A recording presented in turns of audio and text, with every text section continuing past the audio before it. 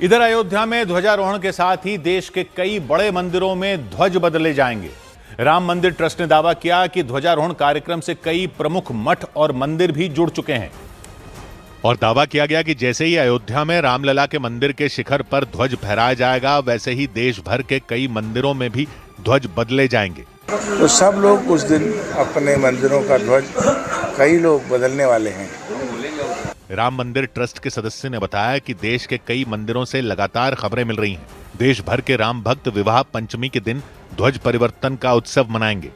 उनके मुताबिक पूरा समाज इस ऐतिहासिक पल के इंतजार में था, इसलिए देश भर के कई मंदिरों में उत्साह का माहौल है और वहां भी शिखर पर नया ध्वज लहराएगा।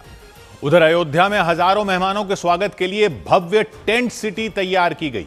वहां राम मंदिर ट्रस्ट की तरफ से कार सेवकपुरम और तीर्थ क्षेत्रपुरम इलाके में बड़ी संख्या में टेंट लगाए गए और उन टेंटों में मेहमानों के लिए खास इंतजाम किए गए। तरीके से व्यापक इंतजाम किए गए हैं। इस टेंट सिटी के लगभग 3000 मेहमानों के ठहरने की व्यवस्था है, जिसमें भरत शत्रुघ्न टेंट सिटी है, वैदेही टेंट सिटी, इस तरीके की 4 अलग अलग टेंट सिटी हैं। अयोध्या में बनाई गई टेंट सिटी को वैदेही नगर, रघुनंदन नगर, भरत शत्रुघ्न नगर और सौमित्र नगर का नाम दिया गया। बताया गया कि वैदेही नगर में सिर्फ महिला मेहमानों के ठहरने की व्यवस्था की गई। टेंट सिटी में साफ सफाई, सुरक्षा और आधुनिक सुविधाओं का ध्यान रखा गया। इसके साथ ही मेडिकल सहायता के लिए भी एक टीम तैनात की गई। वहां हर टेंट के अंदर 6 मेहमानों के ठहरने की व्यवस्था की गई और अयोध्या में टेंट सिटी तैयार करते वक्त सर्दी के मौसम का भी ध्यान रखा गया, ताकि ध्वजारोहण कार्यक्रम में शामिल होने के लिए आए मेहमान वहां आराम कर सकें। और इसीलिए टेंटों के अंदर चारपाइयों के साथ कंबल भी रखे दिखाई दिए। ठंड से बचाव के साथ साथ यहाँ पर तमाम जो सुविधाएं हैं वो मिलती रहें। इतना ही नहीं, अलग अलग टेंट के अंदर खूबसूरत पर्दे लगाए गए और जमीन पर कारपेट बिछा नजर आया। अयोध्या की टेंट सिटी में ठहरने वाले मेहमानों के लिए खाने पीने का भी इंतजाम किया गया और इसके लिए राम मंदिर ट्रस्ट की तरफ से वहां 2 भोजनालय बनाए गए। 2 भोजनालय हैं यहाँ, सभी के लिए 2 भोजनालय। एक भोजनालय का नाम है माता अनुसुईया और दूसरा जो भोजनालय माता अन्नपूर्णा के नाम से भोजन बनाया है। टेंट सिटी में ठहरने वाले मेहमान ध्वजारोहण कार्यक्रम में शामिल होने के लिए ई-रिक्शा के जरिए राम मंदिर परिसर तक जाएंगे। इधर अयोध्या में ध्वजारोहण के बाद शाम के वक्त राम विवाह का कार्यक्रम होगा। मान्यता है कि विवाह पंचमी के दिन ही राम और सीता का विवाह हुआ था और इसलिए ध्वजारोहण के बाद विवाह पंचमी पर राम विवाह का कार्यक्रम होगा। सीता कल्याण वैभव में पवनज स्तुति पात्र पावन चरित्र। बताया गया कि राम विवाह कीर्तन और वैदिक मंत्रोच्चार के जरिए संपन्न कराया जाएगा। वहां वैदिक मंत्रोच्चार के लिए कुछ पंडितों को चेन्नई से बुलाया गया। अयोध्या में श्री राम और माता सीता के विवाह का उत्सव भव्य तरीके से मनाया जाएगा। इसको लेकर वहां पूरी तैयारियां कर ली गईं। ध्वजारोहण के बाद शाम करीब 6 बजे बारात निकलेगी और बारात में आकर्षक झांकियों के साथ रामायण की झलक भी देखने को मिलेगी। और ध्वजारोहण के कार्यक्रम से पहले अयोध्या में चप्पे चप्पे पर सुरक्षा सख्त कर दी गई।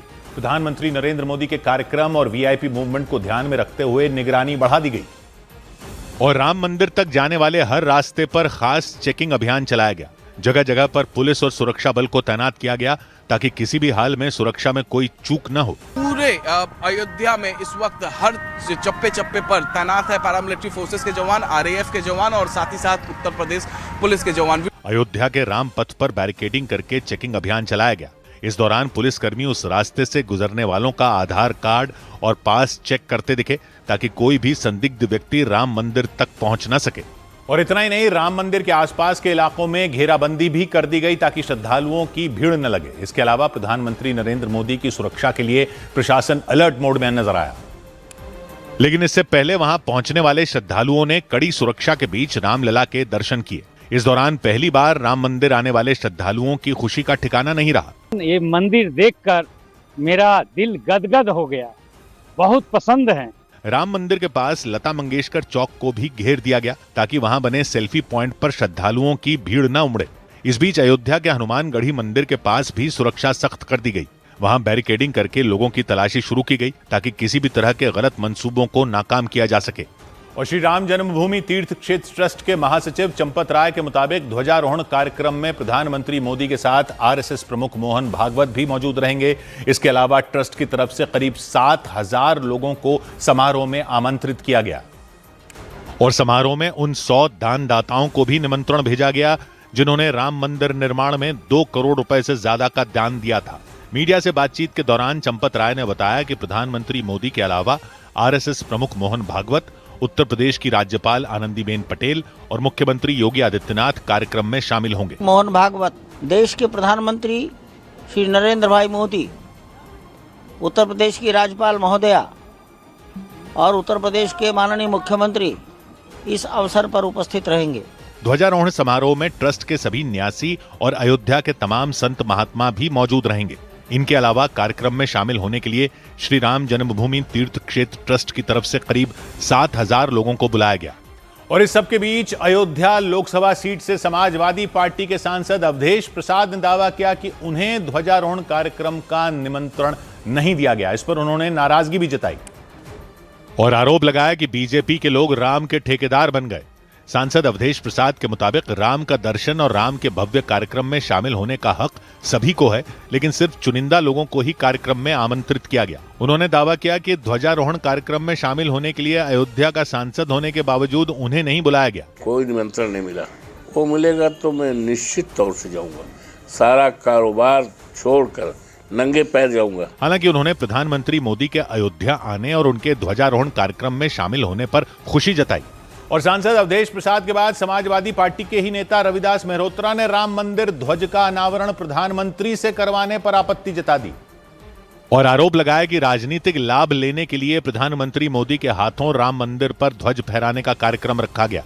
उसका उद्घाटन किसी शंकराचार्य या किसी धार्मिक गुरु से कराना चाहिए। हालांकि बीजेपी ने समाजवादी पार्टी के इन आरोपों को गलत बता दिया। यूपी के डिप्टी सीएम केशव प्रसाद मौर्य ने ध्वजारोहण कार्यक्रम को राम भक्तों के लिए सबसे बड़ा दिन बताया। लाखों राम भक्तों ने जो बलिदान दिया, उनके त्याग, तप, तपस्या, बलिदान का प्रतीक होगा। इस दौरान उन्होंने प्रधानमंत्री मोदी पर अखिलेश यादव के दिए बयान पर भी आपत्ति जताई।